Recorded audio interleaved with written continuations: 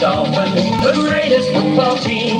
We take the ball from goal to goal like no one's ever seen. We're in the air, we're on the ground, we're Always in control. And when you say Miami, you're talking Super Bowl, because we're the Miami Dolphins. Miami Dolphins. Miami Dolphins #1. We're the Miami Dolphins. Miami Dolphins. Miami Dolphins #1.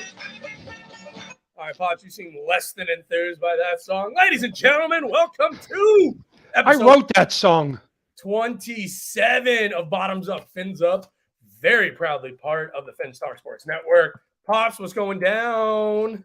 Well, Michael, crazy weekend last weekend with the draft. I'm sure we got a lot to talk about. A lot of teams made some questionable moves, and we'll see if they work out. We've got a good mazel to our guy, Evan. Evan, always good to have you. Evan. Let me tell you something. Okay. Minimum Fins wardrobe. We did just get done throwing down an episode of Beer Sports Whatever. So we are still sort of in that realm, but we still got the Dolphins. We're still talking about and I'm out of town, and I totally forgot my gear, so sorry. Totally fair. It's no problem. Evan says Dolphins won draft weekend. What? I don't think so. I mean, I don't think that's the case. I think they had a pretty good draft. Once again, make sure if you're on Twitter to search Fins Talk Network. My boy Evan Posner. Look him up on the Twitter. Evan Posner, baby. I am at Mike Brown _2020. Enough of that. Let's get straight to the Dolphins talk, Pops. Dolphins with 4 draft picks in last weekend's draft. At number 51, they took my boy Cam Smith out of South Carolina. All right, the Gamecock himself. Ooh, that's a good point. They did get Bradley Chubb and basically Jalen Ramsey too with draft picks. So that's you right. took Bradley Chubb in the first, you took Cam Smith in the second, you took Jalen Ramsey in the third. You took Texas A&M running back Devin Achane, a chain, if you will. The A-train. Yep. With the 197th pick, you took Elijah Higgins. And with the 238th pick, you took Ryan Hayes out of Michigan. And yes, you could apply the 4th-round pick to our boy Tyreek Hill. But, Pops, your immediate thoughts on the way that the Dolphins attacked draft weekend? Well, and I'm trying to pull up the list when we start talking about the undrafted. I thought that I thought all 4 of these draft picks will make the team. Ooh. I think Xavier Howard has been hurt on and off, and I think that the kid from South Carolina can slide in. He'll be the 5th defensive back, and I think if Howard goes down again or gets hurt, well, don't forget we still got Needham coming back. We got Trill Williams coming back. I like this kid. I mean, he's a hitter, and he's fast. Yeah. I like, the A-train. I'm not a big A&M guy just because I went to Texas. Yep. But from what my nephew, the films he has sent me, this kid can fly. He might be the fastest guy on the team. Yeah, he's got and we're going to talk about my boy Aubrey Miller out of Jackson State, the linebacker. We also need to talk about Reuben Foster, who's tearing it up in the USFL, that ex-linebacker from San Francisco, and he used to play at Alabama. Would love to see Reuben Foster on this team. But immediate draft grades that I looked at from CBS Sports, they gave the Cam Smith draft pick a B+, which I agree with. I totally agree with that draft assessment. People hated that pick when they made it. I was one of them. I'll be 100% honest. I texted you. I said, what the hell are we doing taking a cornerback at 3? Yeah. That didn't make much sense to me. But the analysis on him, consistency is key for Smith, who plays two-handsy, but he's got high potential. He's got a big-time ceiling. We got to talk about Mike Turk bringing another Turk. Daniel, you're stealing my thunder, Daniel. Yep. The A Train got an instant grade of an A-. How can you not like what you saw from him on film? He's a physical back for his size and has good straight line speed. Look, man, I'm excited. I'm excited about those two picks. Those are the two picks. The Elijah Higgins at 197, they gave a B. They're talking about turning him into a tight end. Maybe, potentially. I like his attitude. That's what I thought he was as a tight end. He played wide receiver at Stanford. This might be a hot take. Evan, you tell me if I'm out of my mind here. I like the Ryan Hayes pick more than I like the Elijah Higgins pick. The guy that they got in the 7th round, I think he's going to be good depth. Anybody who plays O-line at Michigan is solid, is a solid player. And I think they've already showed that by not giving Austin Jackson his 5th year. Yeah, him and Noah. Look, man, I'm sad for those guys. I'm never going to be somebody that roots against my guys. I'm not the type of fan where I'm saying, yeah, I'm hoping for Austin Jackson to fail. But I like the move from the organization, basically saying, look, we're not going to re-sign these guys. We whiffed. Well, what's so funny to me is all these fans that just hate the draft pick immediately. I'm like, dude, they haven't even played yet. You don't know anything about them yet. Relax. People who hate the Cam Smith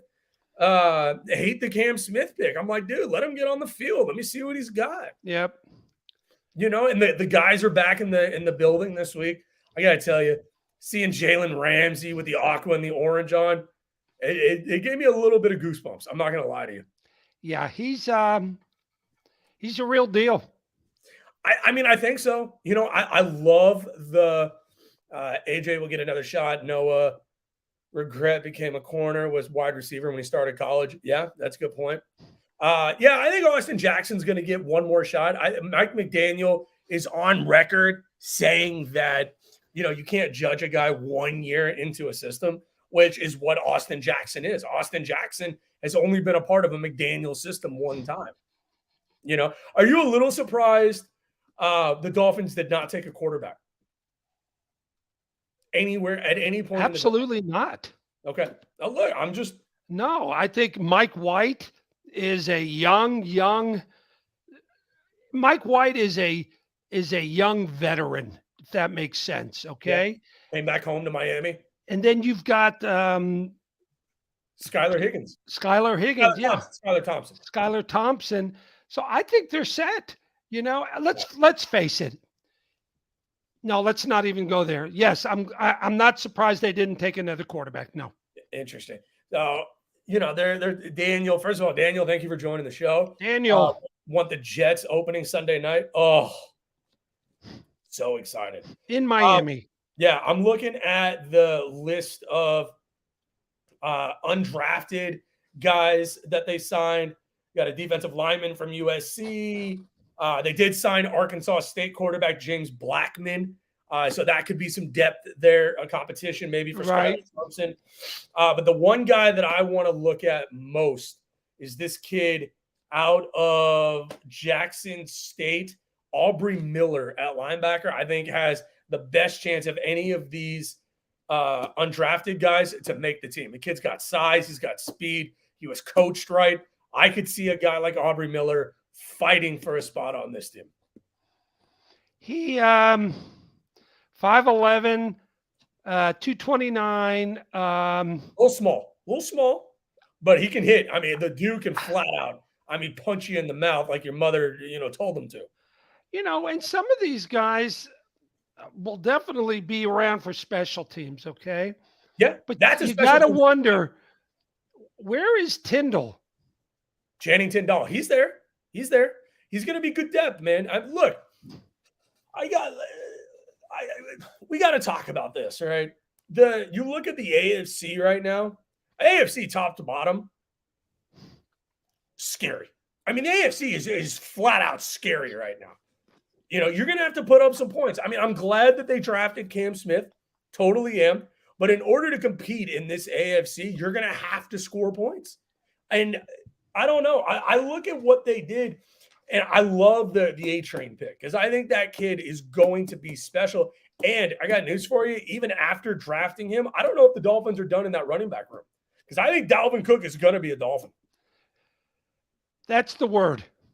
And I don't, if it's for a 5th round pick, I don't care about the picks. If you have the opportunity to go get a Dalvin Cook, I love it. I absolutely love it. Can you imagine having a running back room of A-Train, Jeff Wilson, Raheem Mostert, and Dalvin Cook? And that's what you need to do. And you and I have talked about this. I mean, we've been doing the show off and on now for a year or so. This is going into our second season. What we learned last year, and I think the Dolphins are addressing this, you got to be able to run the rock with Tua Tagovailoa as your quarterback. You got to be prepared to run the rock. But you need somebody, though. Need a bell cow. Yeah, you do. And I thought I was hoping it was going to be Derrick Henry. That didn't happen. I think Cook could be that guy, though. Yeah. I mean, look, they're set. You know what's so funny that I've seen so many people talk about that they didn't address? They kind of addressed it with Elijah Higgins, but let's face it, Elijah Higgins making this team is a long shot, in my opinion. I don't think he's going to. Right. You need a running back that forces McDaniel to use him. Good point. I mean, I think they're set at wide receiver. I don't understand people who are saying they're not set at wide receiver. You signed the white kid, Berrios. You have Hill. You have Jalen Waddle. I think they need to learn to use Cedric Wilson more. You got Easy E that they drafted out of Texas Tech last year. I don't understand people who are saying we're not set at wide receiver at this point. We still have, is a totally different. Don't we still have Craycraft? You still have River Craycraft. I totally forgot about River Craycraft. Yeah. Chosen Anderson.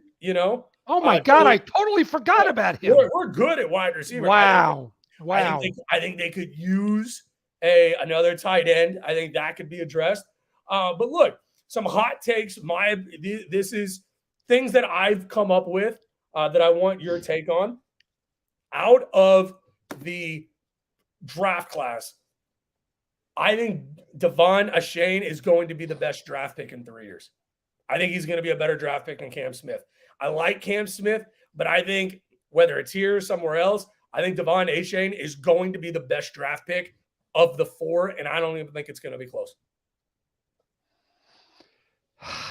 He can fill so many needs for us right now.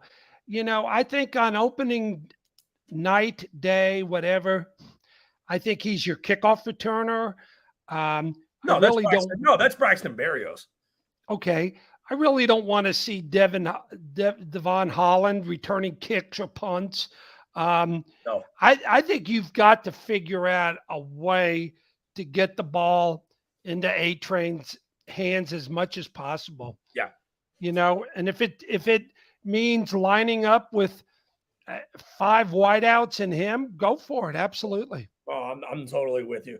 Hot take. I think Ryan Hayes is going to be the 3rd best. No, that's not a hot take. I like Hayes. I think Hayes is going to be really good depth for us.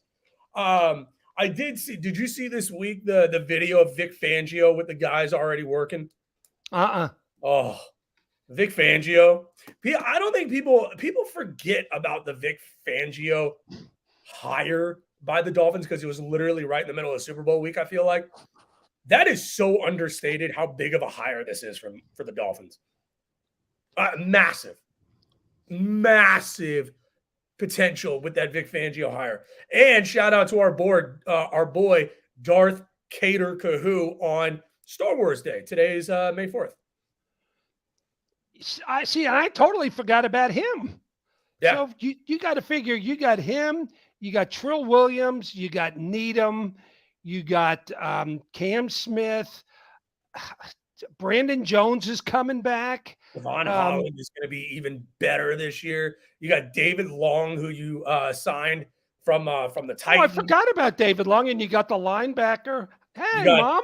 You got Jalen Phillips on the defensive line. What about the kid from Denver, the linebacker from Denver? Yep. You still have got Christian Wilkins. You got Jalen Phillips in his 3rd year. Look, this was not a sexy draft by the Dolphins. When you only have 4 picks that you make, you can't consider that a sexy draft. But I love what Evan put together. Basically, he's saying this is what the Dolphins did. You still got Zach Sealer too, but basically what the Dolphins did with their draft capital, which was go acquire these other stars. And if I had to grade the draft overall, just from not the guys that they acquired with the draft picks, I'm just talking about the 4 guys that they took. I gave it a B minus. Was my personal grade on this. I don't really believe. I don't believe that they needed a Cam Smith. I don't really feel like, especially if they think they're going to get Dalvin Cook, they don't need Devon Achane.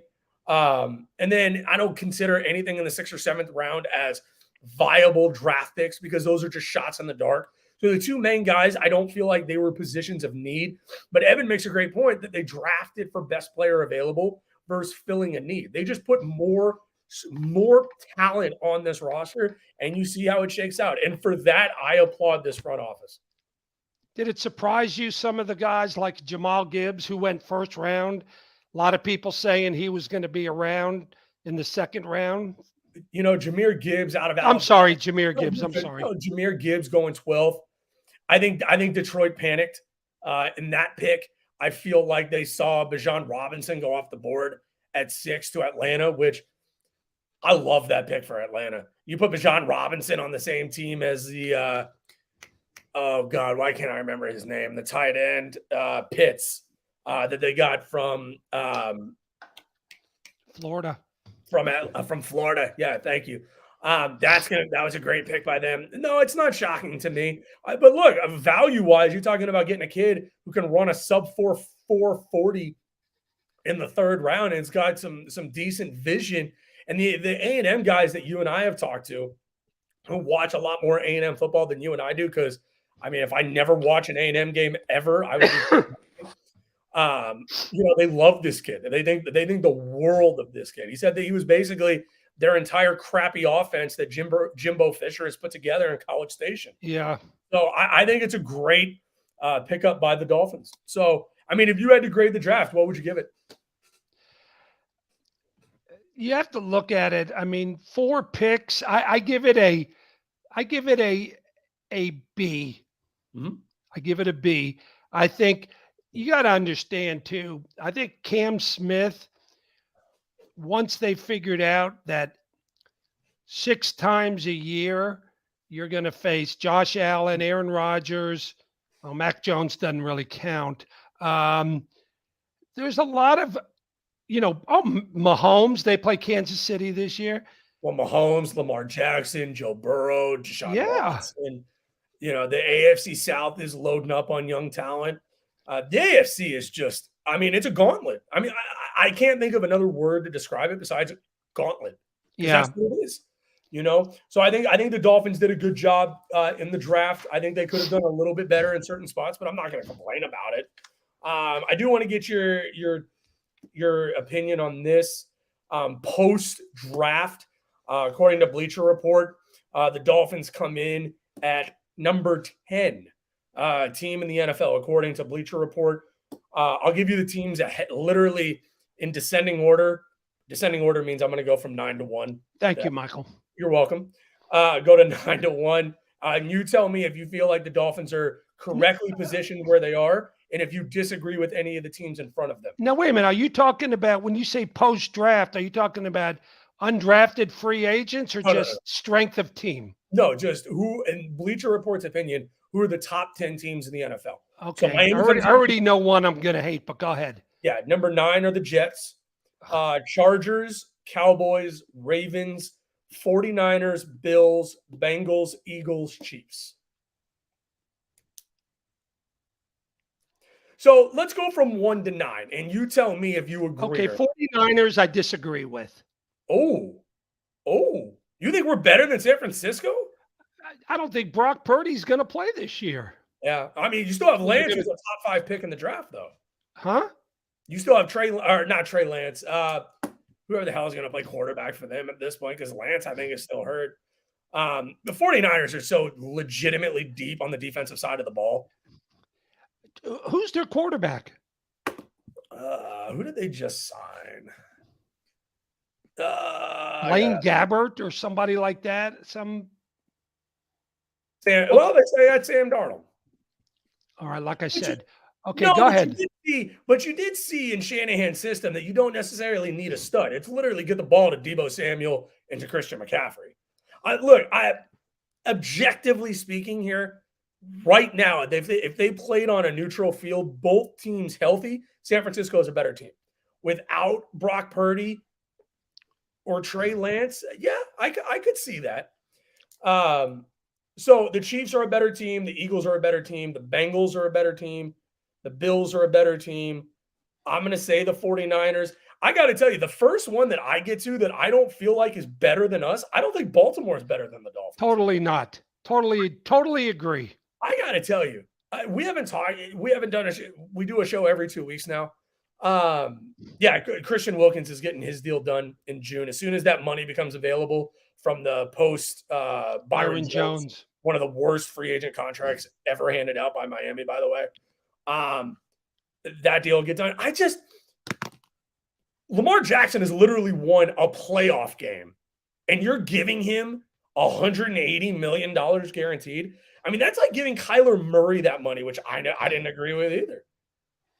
I don't buy the Lamar Jackson hype. I mean, somebody talked me into loving Lamar Jackson. You're paying for potential, I guess. But I got to tell you, I'm not sold that the Ravens are better than Miami. I'm not either.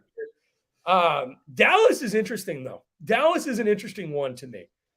I don't know how to feel about Dallas. I mean, I almost feel like they're in a similar position to Miami where you think you have your guy at QB, but you're not willing. I mean, they've invested a far more in the quarterback position than Miami has. Right. Yes. You almost feel like that their quarterback is holding them back to a certain degree. But I will say with Dallas is in the NFC. In the NFC, for lack of a better term, no, not for lack of a better term, the NFC sucks. I mean, let me ask you this. If Brock Purdy was healthy, San Francisco far and away is the second best team in the NFC. Philadelphia is the best team in the NFC. It's not close. Right. But you look at the NFC, outside of those two teams, who's the third best team in the NFC? You know what I mean? Like, I think, you got to look at Dallas. You got to look at Dallas. Seattle's going to be okay, I think. I don't think they're going to be a world beater. The Rams stink. Arizona stinks. Atlanta, Carolina just had the number 1 pick. Tampa Bay and New Orleans, meh. Minnesota's decent. Green Bay's not going to be very good. Neither is Chicago. Detroit, I feel like, could be a surprise. I think Detroit can win that division. I love Detroit. And then you talk about Washington, the Giants coming off of a decent, season. The NFC is wide open. The Chargers, I mean, maybe better than Miami. Wait a minute, they have. Yeah. See, I know the Jets are coming up after this. So Jets, Chargers, Ravens, and I'm not being a homer. I'm just being an objective. I don't see it.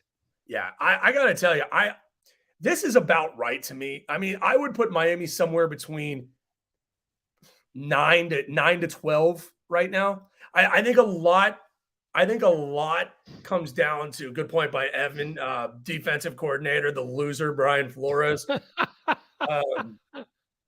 I think Miami has enough to be a top 10 team this year, no doubt. And when you're paying the type of guys and you have the type of guys that Miami has, you better be. That's the expectation at this point. The expectation to me this year is the divisional round. And we'll talk about this obviously much more in depth as we get closer to the season. But just an early look, my expectation this year is not only to get to the playoffs, but to win a playoff game this year if you're Miami. I mean, to me, the other thing I wanted to get your opinion on, the top division in the NFL. The AFC North was rated number 1. AFC East was rated number 2. I mean, the AFC North is always tough. Always. You got Cincinnati, Cleveland, you got Baltimore. That's tough. I mean, that's a gauntlet in the AFC North.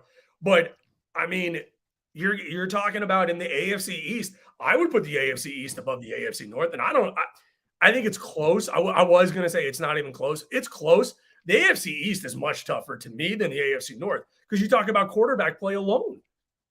Quarterback play alone, I mean, you have Burrow, yes. You have Lamar Jackson, yes. Deshaun was awful last year, and you got Small Hands McGee in Pittsburgh, Kenny Pickett. But you talk about the AFC East. You got Allen. If you're a Dolphins fan, you got to go up against Allen, Rodgers, and Mac Jones. That's tough. That's tough. You know, and all the respect to the quarterbacks in the AFC North. None of them have won a Super Bowl. No, I mean, Cincinnati got close. Rodgers is obviously a Super Bowl winning quarterback. And Daniel says the playoffs aren't a lock. I totally agree. But that's my personal expectations for this season is that the Rockets. I got Rockets on my mind. You know, my expectation is they get to the playoffs and win a playoff game for the first time in what feels like my entire life on this planet of 32 years. 2002, I think it was. I mean, that's so wild to me. Oh, listen to this. Playoffs are a lock, and I want to party with the Browns in Vegas in 2024. Come on, Evan. So before we wrap the show up, if that were to happen, if the Dolphins were to make the Super Bowl this year, would you go? Absolutely. You would go? Absolutely. Where is it? Vegas. I'm in. Really? Yeah.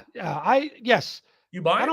I don't care unless it's in like, Nairobi or, the Middle East. I'm going. You're going to pay to go to the Super Bowl? Absolutely. That's interesting. I don't know, man. I don't even know if I would want to go. You can go, Mom. You think Mom. Did I invite you? Well, that's fair. Listen, to put a bow on tonight's show, if you will. First of all, thank you all for spending your Thursday night with us. Thank you so much, guys. Look, good draft. Not sexy, not great, but listen, make sure to check out my boy Evan. Everything we got going on in the Finstock Network. We got so many shows. We got so much talent at the Finstar Sports Network. We're over 1,000 followers right now on Twitter, so thank you all so much for that. If you want to find me on Twitter, at Mike Brown _2020. Love to have you guys as a follower. Talk a little bit of Dolphins, a lot of food, a lot of Rockets, a lot of bowling. If you want to look for me on Twitter, you won't find me. Yeah, that's fair.